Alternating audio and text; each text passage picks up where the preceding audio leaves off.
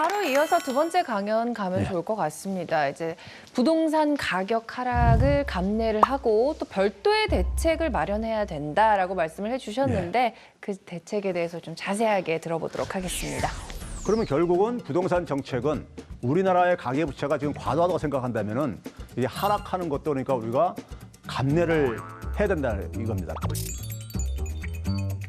가격 하락을 인해 가지고 생기는 후유증을 우리가 어떻게 최소화시킬 것이냐 하는 이런 문제가 있죠. 그러니까 은행들이 파산을 하게 되면요, 일반 기업이 파산하는 거하고는 격이 다릅니다. 이 양적 완화로 방식으로 이제 미국은 대응을 했는데 좋은 방식이 저는 아니라고 봅니다. 구제의 초점은 은행보다 가계에다 초점을 맞춰야 된다 저는 봐요. 자, 그러면 우리가 가계를 구제하는 방식으로 제가 그 얘기하는 것이 한국판 양적 완화를 하자.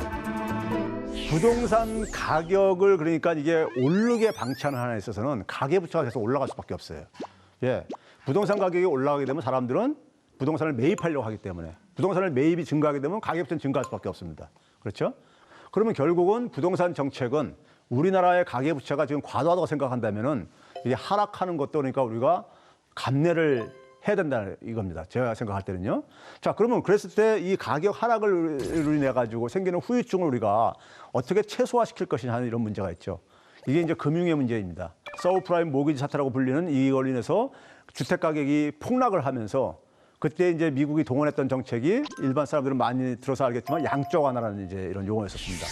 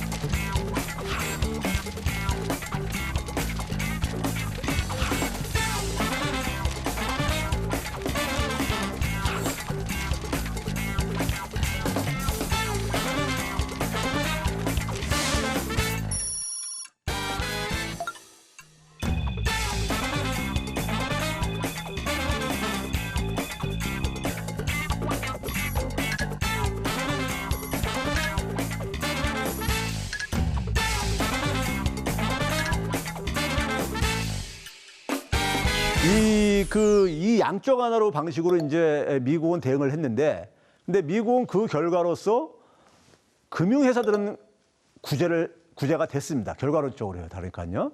구원을 해준 거예요.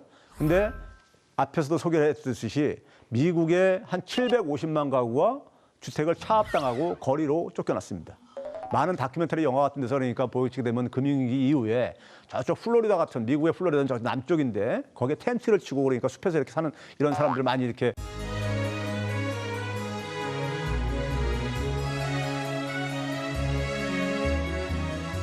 (750만) 가구나 그랬습니다. 그러면 가족까지 포함하게 되면은 가구당 한 3인만 하더라도 몇 명, 2천만이 넘는 거 아닙니까요? 그렇죠? 이렇게 엄청난 거였습니다. 그걸로만 끝나는 게 아니라 그 주택을 차압당한 이 가구들은 결국은 뭐냐면은 이제 소비할 여력도 없어지고 그러니까는 이게 이제 경기 침체에도 이제 그러니까 영향을 미쳤던 것이고요. 그것이 미국의 장기간 이제 그러니까 경기 침체를 불러왔던 하나의 요인인데 가계는 구제가 안 된 거죠. 은행에다 초점을 맞춘 겁니다. 좋은 방식이 저는 아니라고 봅니다. 구제의 초점은 은행보다 가계에다 초점을 맞춰야 된다 저는 봐요. 그렇지만 이제 가계가 살아있어야지만이 경제가 돌아간다 이거예요. 자, 그러면 우리가 가계를 구제하는 방식으로 제가 그 얘기하는 것이 제가 그래서 한국판 양적 완화를 하자 이 얘기를 하는 건데 양적 완화는 측면은 똑같습니다. 근데 우리가 지금 보게 되면은 우리나라의 주택담보 대출하고 이제 밀접하게 관련된 공공기관이 주택금융공사라고 있습니다. 주택금융공사요. 그러면 여기서는 주로 뭐냐면은 은행들이 대출을 해주게 되면은 주택담보 대출을 해주게 되면 그거를 인수해가지고 소위 그러니까 앞에서 잠깐 소개했던 MBS라는 채권을 만들어가지고 다시 또 이제 자금을 이제 이렇게 만들어가지고 지원해주고 뭐 이런 것들을 하고 그럽니다. 그런데 지금 이제 주택 가격이 하락을 하기 시작하면은 이제 이 그 상환 압박을 받는 가구들이 있는데 상환 압박을요. 그렇게 됐을 경우에 이 분할 상환을 해야 되는 가게들 같은 경우 이 상한 부담이 굉장히 이제 그러니까는 또 가중될 수가 있죠. 자, 제가 만약에 예를 들어서 국민은행에 제가 만약에 예를 들어서 주택담보대출금을 받았어요. 3억 원이라는 내가 대출금을 갖고 있어요. 5억짜리 주택을 갖고 있는데 상환을 못 하겠어. 그랬을 때 이것을 국민에게 진 빚을 이것을 주택금융공사가 도려내자 이거예요. 도려내자, 인수하자 이거죠. 3억 원을 딱 이렇게 인수할 수도 있고 아니면 5억 원을 그러니까 다 내가 그러니까 이 내 집을 주택금융공사에서 파는 거야 일종의 그러니까 내가 원하면은 팔게 되면은 나는 그러면 이제 3억 원이라는 돈을 주택금융공사에 대해서 이제 이걸 이제 상환을 하고 나머지 2억 원은 주택금융공사한테 돈을 내가 받을 수가 있는 거죠. 그렇죠? 그리고 국민은행하고 빚은 다 청산이 된 거고요. 그렇죠?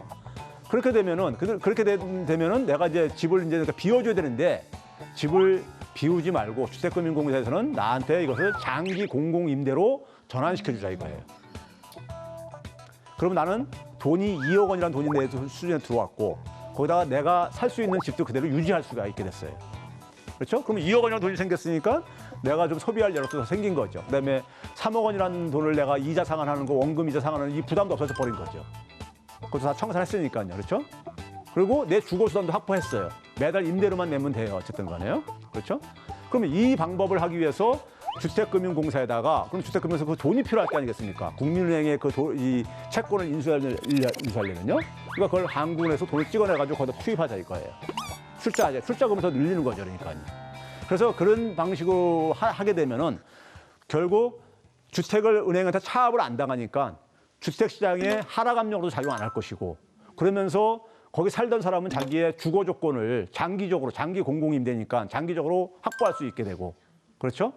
그렇게 되면은 이게 이제 이 소위 부동산 시장도 연착륙도 시키면서 그다음에 그 부동산 시장이 연착륙 시키면서 동시에 가계부채 문제도 상당히니까 완화시킬 수가 있다는 얘기죠. 그래서 제가 그걸 이제 한국판 양적완화라고 한 것이고 가계가 그렇게 되게 되면 이제 구제가 된다 이거죠. 문제는 가장 중요한 것은요.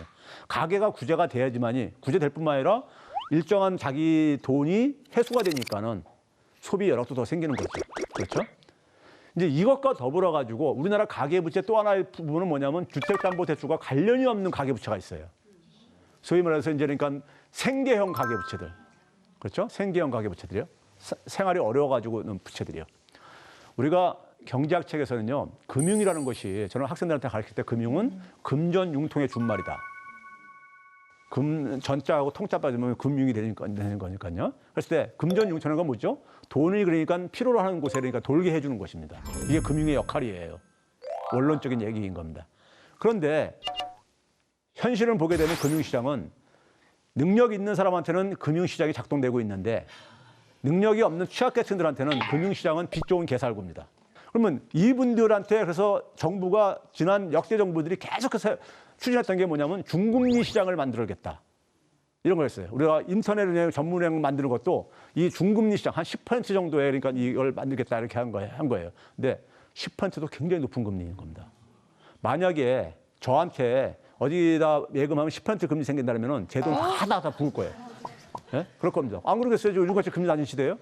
근데 서민들이 생계형 가계부채에 있는 사람들이 예를 들어서 한 돈 3천만 원 은행에서 빌려가지고 분식점을 하려고 하는데 10% 금리를 이용을 해가지고 이게 자활이 되겠냐 이거예요. 동네에서 분식점 해가지고 10% 수익 내기 어렵습니다. 그럼 그런 상황 속에서 그러다 보니까는 대개 서민들한테는 뭡니까? 서민들은 부채의 악순환에 빠집니다. 채무 노예 상태. 돈을 빌려서 돈을 갚는 이런 악순환에 빠진다 이거예요. 그리고 정권이 바뀌게 되면 대개 신정부가 어떤 짓을 합니까? 일부를 탕감하는 이런 걸 이제 하죠. 꼭 시혜적인 차원 속에서요. 무슨 새 정부가 들어서 가지고 뭐 이제 그러니까 새로운 혜택을 주는 것처럼요. 그걸 반복적으로 해왔었어요. 지금까지 그렇죠, 그런 식으로요. 근데 문제는 해결된 게 아니라 계속 악화만 돼 왔잖아요. 이거는 구조적으로 그러니까 많은 생계형 가계부채자들이 수백만이 존재하는 이런 상황 속에서는 이거는 굉장히 시스템의 어떤 문제라 이거예요. 예? 그러니까 이 사람들이 온전한 금융을 이용할 수 있는 길을 열어줘야 된다 이거예요. 자, 거기에 관련해서 제가 평상시 주장하는 게 뭐냐면 한국은행에 보게 되면요. 중소기업들한테 저리 자금을 빌려주는 제도가 있습니다. 금융중개지원대출이라고요. 0.5에서 0.75%를 빌려줍니다. 기준금리보다 더 낮은 거예요. 왜 그걸 하냐면요. 중소기업은 대기업들보다도 자금 조달이 굉장히 열악하다 이거예요. 그래서 정책적으로 그러니까 시장이 작동하지 않는 곳에는 정책금융이라는 것을 우리가 도입을 하게 돼 있습니다. 정부가 개입할 명분이 있는 거예요. 시장이 작동하지 않는 곳에는요. 아무리 자본주의라 하더라도요. 시장이 작동하지 않고 시장이 없으니까요. 그래서 중소기업들한테 정책금융을 그래서 지원을 해주는 거예요. 그럼 중소기업한테 해주는데 왜 일반 서민 가게들을 소상공인들한테는 못 해줄 거냐 이거예요. 그렇죠?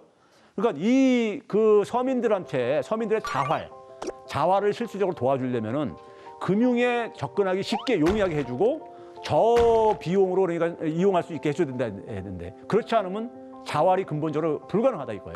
계속 악순환에 빠지고 대를 이어서 이게 빈곤도 대를 이어서 세습이 되게 되고요. 그러니까요. 그래서 이 문제를 해결하려면은 한국은행이 나서야 된다. 시중은행은 어차피 그걸 안 하거든요. 서민들이 그러니까 자기가 자활을 하는 프로젝트를 그걸 심사를 해가지고 그게 이제 우리가 이 사람의 어떤 의지라든가 이런 거 다 보이고 그게 근거가 있는 사업을 그 계획서를 내게 되면은 거기에 대해서 저리로 빌려줘야지만이 그 사람들 그 사업도 그러니까 성공할 가능성이 있다 이거예요.